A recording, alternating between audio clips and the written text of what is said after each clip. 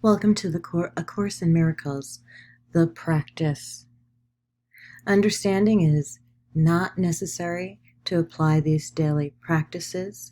As you practice this daily, understanding will come. Some of the exercises, all of which are simple, over the next 365 days, your mind will want to resist. Practice them anyway. And welcome to A Course in Miracles, the practice. Good morning and welcome to A Course in Miracles, the practice. Today we are on practice 76 and the prompt for today's practice is, I am under no laws but God's. We have observed before how many senseless things have seemed to be salvation, have seemed to you to be salvation. Each has imprisoned you with laws as senseless as itself. You are not bound by them. Yet, to understand this is so, you must first realize salvation lies not there. While you would seek for it in things that have no meaning, you bind yourself to laws that make no sense. Thus, do you seek to prove salvation is where it is not. Today, we will be glad you cannot prove it, for if you could, you would forever seek salvation where it is not and never find it. The idea for today tells you once again how simple is salvation. Look for it where it waits for you, and there it will be found. Look nowhere else, for it is nowhere else. Think of the freedom in the recognition that you are not bound by all the strange and twisted laws you have set up to save you. You really think you would starve unless you had stacks of green paper strips and piles of metal discs.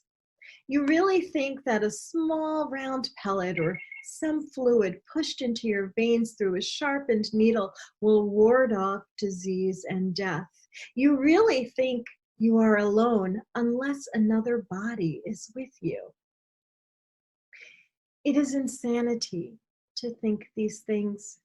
You call them laws and put them under different names in a long catalog of rituals that have no use and serve no purpose. You think you must obey the laws of medicine, of economics, and of health. Protect the body and you will be saved. These are not laws, but madness. The body is endangered by the mind that hurts itself. The body suffers just in order that the mind will fail to see it is a victim of itself. The body's suffering is a mask the mind holds up to hide what really suffers.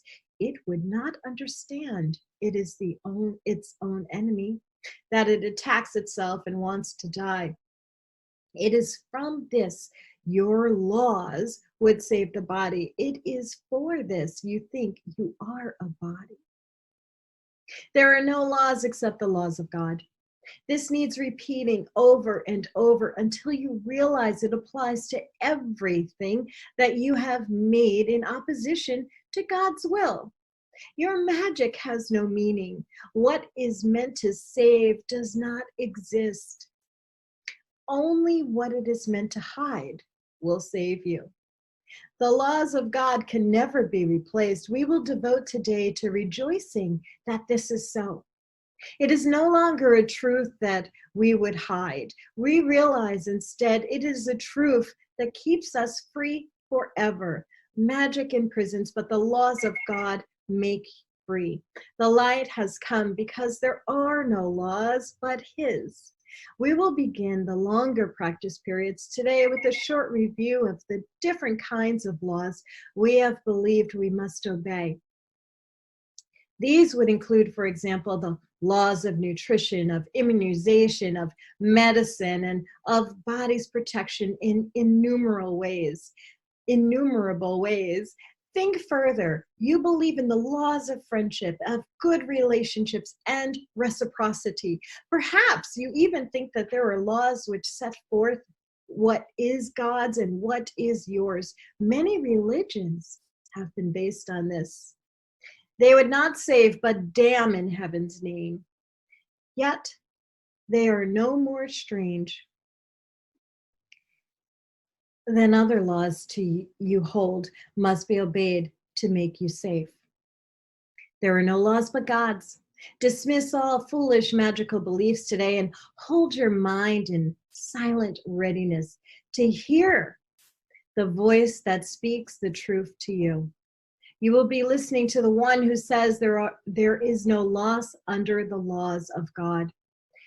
Payment is neither given nor received. Exchange cannot be made. There are no substitutes, and nothing is replaced by something else.